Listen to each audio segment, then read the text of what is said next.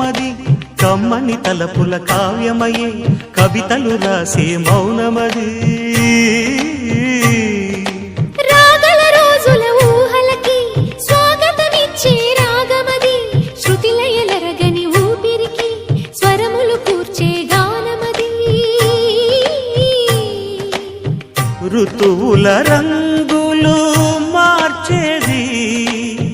కల్పన కలిగిన మది భావం